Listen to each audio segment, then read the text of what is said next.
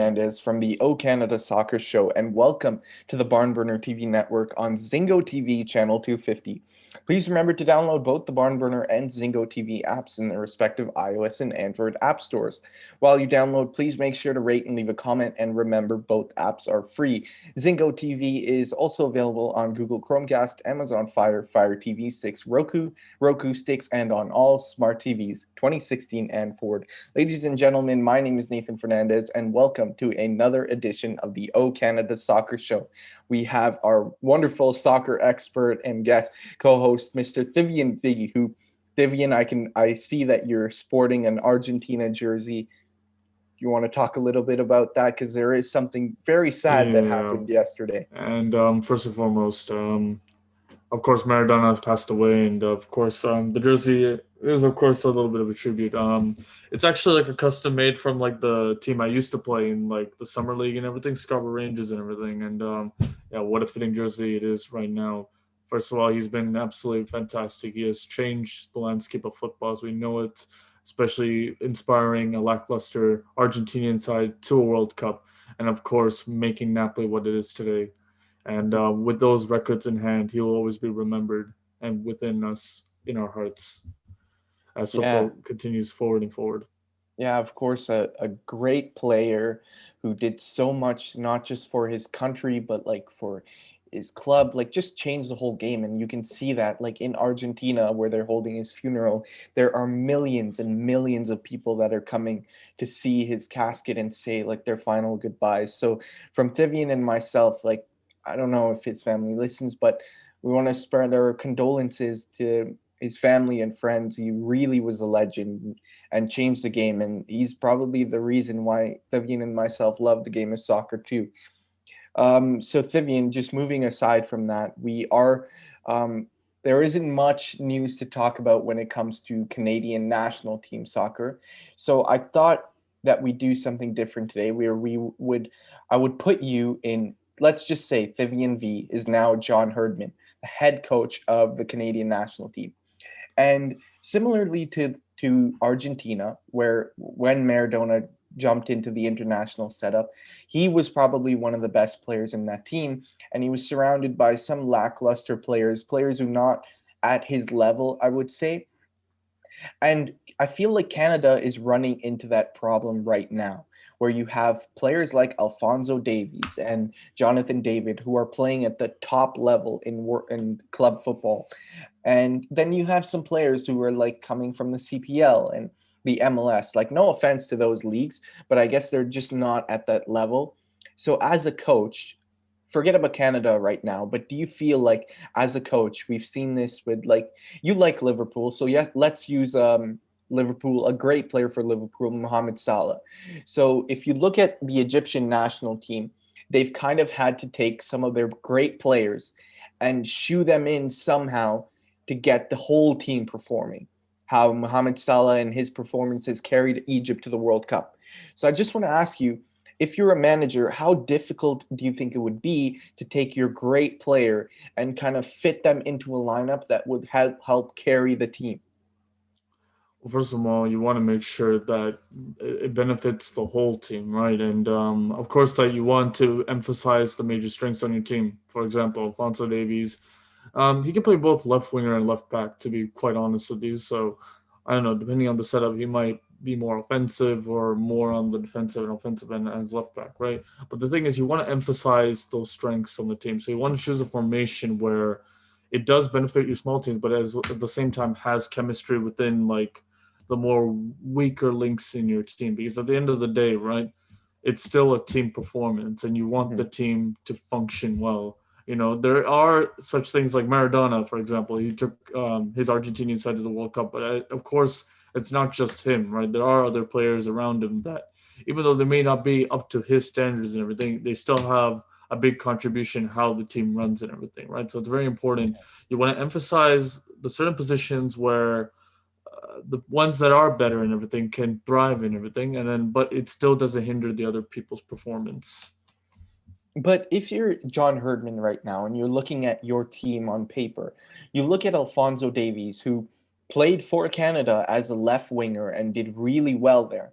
But now he's gone to Bayern Munich and won the treble as a left back. And he's now being considered as one of the best left backs in the world. So now when you bring him back to your national team, are you thinking like, should I play him at left back because that's where the world sees him playing at and that's where he's doing really well? Or do I use him as a left winger like I used to because he can score goals, he's got electrifying pace, Hmm. and he's great on the ball. Do I want him further up the pitch? Do I want him helping out the defense? And then now you bring in Jonathan David, where Jonathan David is an attacking player. He's either an attacking midfielder or he's a striker.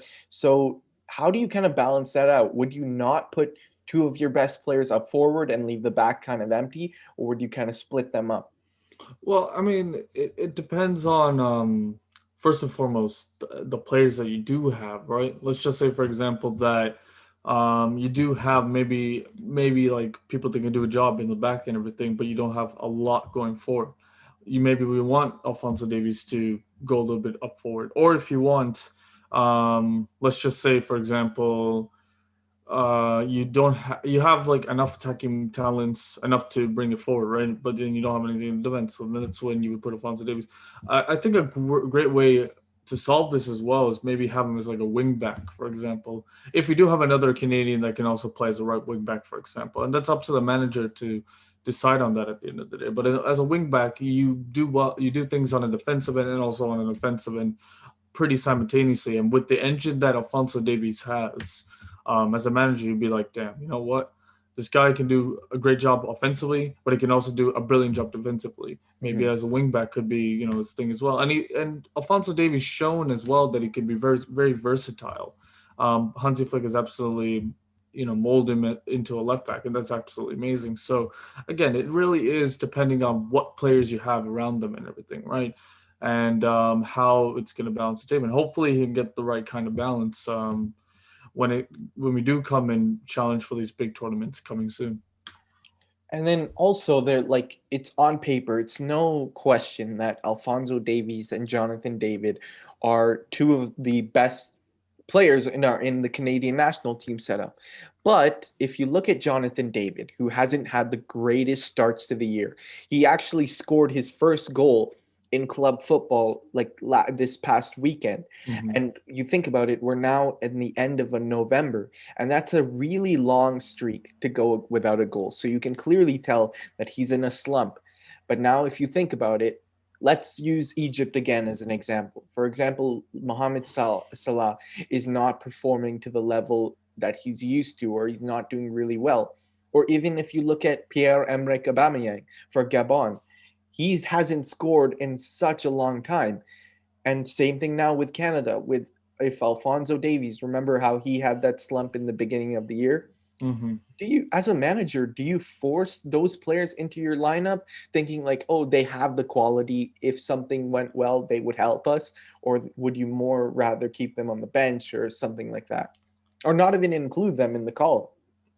That's an interesting effect, to be honest, because the thing is, right, we've seen players before where they haven't been particularly firing in club football, but then when it comes to like the international game, they've absolutely come to life. You look at Podolski, for example, even look at Roberto Firmino. His scoring rate in Liverpool and everything hasn't been the best and everything, but when he goes to international break, in his last two international breaks that he had, he scored twice as well, which just shows that it's pretty much how he's implementing the system. Same with Podolski as well. He hasn't been really that clinical during club football, but when it comes to international game, he's been absolutely fantastic. You Hmm. know what I mean? So, yeah, I would say that look, if they do have potential and they show like strides and everything, especially when you don't have a lot of players with that certain quality and everything, yeah, of course you would take them, right? If you look at the France team, for example, like there's so much competition in for line and everything, right? Yeah, So let's just say if Griezmann doesn't perform in anything, well, that's okay because if Giroud performs, I can take him and whatnot, right? But I yeah. think Canada's in a situation where let's just say Jonathan David, he doesn't perform as well, but because he's still performing at a high level, and even if he scores maybe 5 goals this season and everything, you would still want to take him because he's playing at a higher level, right? And as a manager, you would be like, you know what, you maybe didn't have a good season there, but I'm going to put confidence in you because you did, Yeah. earn that spot to play at a higher level. And Hmm. even though you didn't have the best in that level, you still are playing at a higher level. You have that experience. So Yeah. then coming into like an international tournament with that experience, playing at a higher level is very crucial. It doesn't, at least for Canada's sake, it doesn't really matter in terms of how you perform. Even if you scored like maybe 5 or 6 goals at the like in the top European leagues, that is still a massive, you know, big change of like quality and everything compared to many other Canadians. So Hmm. yeah, for sure, I would bring them in.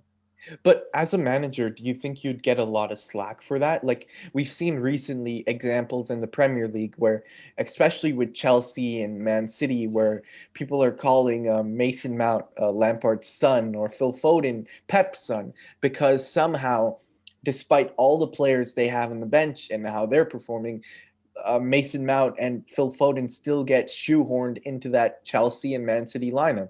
And those managers are taking a lot of slack from fans because they know that they have other talents on the team who could probably do better. And then when you think of Canada, if, for example, if Alfonso Davies is not doing well or Jonathan David is not doing well. Maybe if Kyle Larin is scoring a lot of goals for Besiktas, maybe people are going to start shouting for Kyle Larin to take over Jonathan David's spot, or I don't know, Sam Adekubi to take over Alfonso Davies' spot. So Mm-hmm. what is your thinking going into that? Like maybe use that example with Chelsea and kind of relay it back to Canada and what you Okay, would think about that now. I get what you're saying on that end. And like okay, so I think definitely, if it does happen in that case that we do have a player like that, then yes, we, as Canadians that are interested in the Canadian national team, we should criticize that and say like, okay, you know what, and ask questions as well because I think as fans you have the right to, you know, display your opinion on many things, right? So if it does happen in that situation, yeah, for sure, do that. But if there's a way to also integrate, let's just say Kyle Larin, for example, into the team with Jonathan David that's not doing the best and everything, well, you have the best of both worlds, right? So even though maybe he's not performing at a top level, maybe Laren could help install that confidence in him, right? Because he's in top form, and when you play with better quality players, your the quality that you have in yourself would rise up more, right? Hmm. And we see with like many teams, like top teams before, like you look at the successful Manchester United teams. They didn't have like big superstars all across the pitch and everything. They had superstars in certain areas of the pitch and everything. And the ones that weren't, the biggest of stars and everything, because they had that big quality around the pitch, their level of their skill level and everything has risen up because the quality players in that team have raised the expectations, right? Hmm. So then having, in that situation, let's just say, for example, Jonathan David's not performing well, but Kyle Larin is there. So, okay, you integrate Kyle Larin there because obviously he's performing well. And Jonathan David, isn't, but you know that he could give that potential, right? And if there is someone that, is better than Jonathan David that we do have, I think it's every right that we do put that person in first and then give Jonathan David the time to, try to prove himself to come back with some appearances, right? But again, once Yeah. again, we're looking at this as the Canadian national team. We don't have many options as of now, right? We're only starting to get that pool of talent and everything, and hopefully we can build upon that. But for future managers, I think they should consider, based on their performance, I think they should really look and say, like, right, they deserve a spot and everything based on their performance, right? They shouldn't hinder. But if they do know the manager that they do have like certain potential and they can really function the team, then yeah, for sure, definitely. If they don't have any injury problems, you look at Paul Pogba, for example, with France. Yeah. Um, even though he's not doing well in club football and everything, when it comes to the international, Deschamps knows that he can give that level of productivity with the right players around him. And you can see there with the vast amount of quality that's there, his skill level elevates as well. So yeah, it's very important to look at those things as well. But I totally agree that if a player is performing well and everything, they deserve Hmm. more of a chance rather than someone that's not informed, and plus that has like a better quality as well. Yeah. But let's step away, I guess, from the manager side. But let's put yourself in the shoes of, say, Alfonso Davies or Jonathan David. Jonathan David now is a better example, I think. Like, if you're in a slump, you're in a slump. So that's a lot of pressure already. And then you get picked to go to your national team. Like, I feel like Canadian fans, like, they're maybe putting a lot of pressure on Davies and David, saying they're the golden boys, they're going to take us to the World Cup. Individually, like as a person, do you feel like that's too much pressure? Like, if, for example, let's use Portugal as an example. If Portugal doesn't qualify for the World Cup, or doesn't qualify for the Euro Cup, or does poorly in the World Cup and Euro Cup, a lot of people are going to be looking towards Cristiano Ronaldo and look and wonder what the hell went wrong, right? Do you think that's going to happen with Davies and David if they don't produce at the level that people expect them to? I think, look, the expectation for Canadian football is right now is really, I would say, low. Even if we do have more quality players coming in, I think what Canadian fans want to see is a little bit of fight and everything, especially in the competition. We do qualify and everything. We do go in the group stages of the World Cup. I think all Canadians want to see is a little bit of fight and everything, right? We're Mhm. not like, we got to remember, we're not like Germany. We're not like England, who are constantly disappointed. I swear to God, you see after, like, oh, man, well, they always hype themselves because, like, yes, they play in one of the better leagues and everything. Doesn't constitute to having big players and whatnot, right? So I don't think Canadians, and especially when Canadians are looking at other sports and everything, right? You got to take that into consideration as well. I think what Canadians want to see now with those players and everything Yeah. is just them to put a little bit of fight and to show that we could compete and everything. I think that's very important. And I think, to be fair, I actually think a lot of other fans that are and everything are actually putting so much expectation on these guys more than Canadian, which is actually great because I think it's great that other fans see like Alfonso Davies' talent and claim like when you hear other fans saying like he's the best left back and everything, and not just from Canadian but like from other fans around the world. That is brilliant. You know what I mean? That's when you know that you made an impact, right? Mhm. And Jonathan David, I think he's still a young lad and he's still learning his craft and everything, right? And of course, the goal that he scored, I think,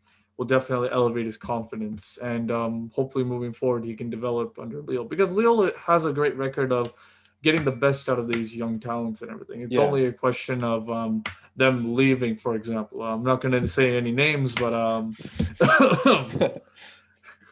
Yeah, I know Arsenal took two great Lille players in the past few years. Like, you definitely see the French league as being a great place for them to develop because I feel with the French league, like they're at the top league in world football, but at the same time, they're not facing great teams. I'd say week in, week out. Like, unless if they're if in the Champions League, yes. yeah, exactly. Champions League, like you even look towards the Premier League, like you lose one day to Liverpool and people will be like, "Oh shit, like that's not good because the next day next week we're playing Man City."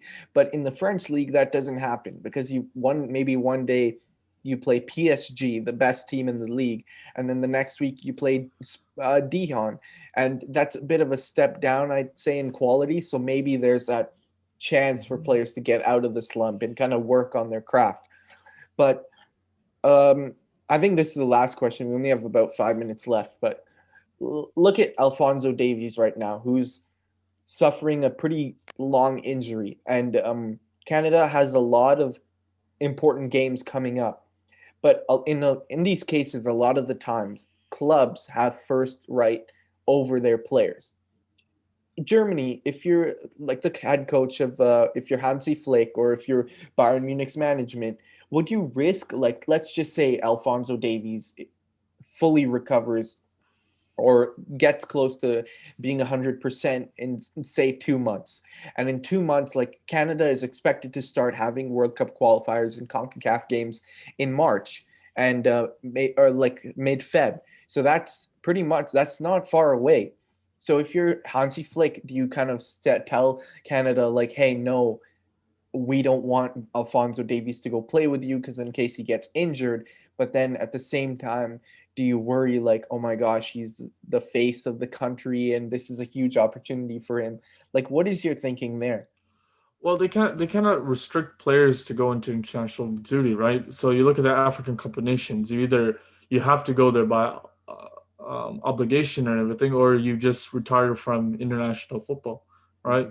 Mhm. Kind of like how Matip, he retired from Cameroon a while ago and everything because he's like he doesn't find anything. I think Alfonso Davies would definitely want to go there, and Mhm. it's like if he still stays for his international game, he has to go there regardless. It's not like it's not Hansi Flick's choice. It doesn't matter for him, and like Hansi Flick, he knows how to manage the team and everything. He'll figure out a way. But yeah, I think Alfonso Davies will definitely take the opportunity, especially um, with the competition and the whole is it called CONCACAF?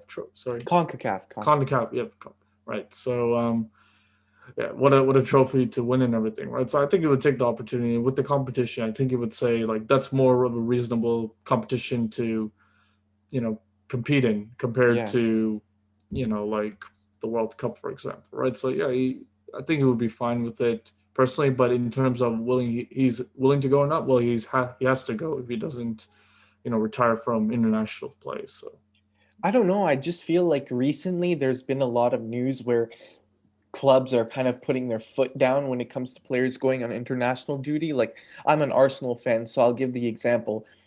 Pierre-Emerick Aubameyang was traveling with Gabon to play, I think it was Gambia, and hmm. they ended up getting stuck in an airport for over like 14, 15 Oh hours. yeah, yeah, And there were pictures and videos that came out that showed the players sleeping on the airport floor. And after that, not just Arsenal, but a bunch of clubs who basically these players played for, they were like, that's never going to happen again. Like, we are not allowing our players to go be in those conditions or be with the national team. So there's a huge uncertainty right now with Pierre-Emerick Aubameyang involvement with Gabon in the future because of that incident. And I don't know. I just feel like you just worry like at the end of the day, like the clubs are the ones paying the players the money and the wages, and they kind of have like when you sign a contract, you're kind of signing yourself away to that club, and now that kind of gives them a kind of foothold over the decisions. And I right. don't know, it's just in a weird spot right now, right?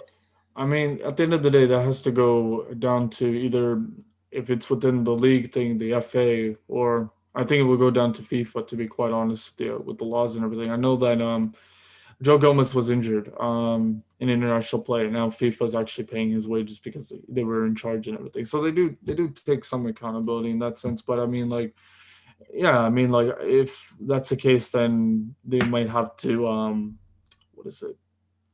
Go into the laws and everything. And talk about it. I mean, Arsene Wenger is now working with FIFA and everything, so maybe he Yeah. can sort something out. You know what I mean? He understands the game and everything, and yeah, I mean, we'll see what happens on that end. Yeah, hopefully they can figure something out because I think everyone would want Alfonso Davies and all to play, but at the same time, we don't want them to aggravate their injury as well. Anyways, guys, that is all the time we have for today's episode of the O Canada Soccer Show. Once again, thank you, Thivian, so much for joining us. Ladies and gentlemen, this show can be heard on the Barnburner Radio Network on all of its 122 platforms. Please check us out at barnburner.ca for all of the sports news. Barnburner, watch it, hear it, read it, download it, and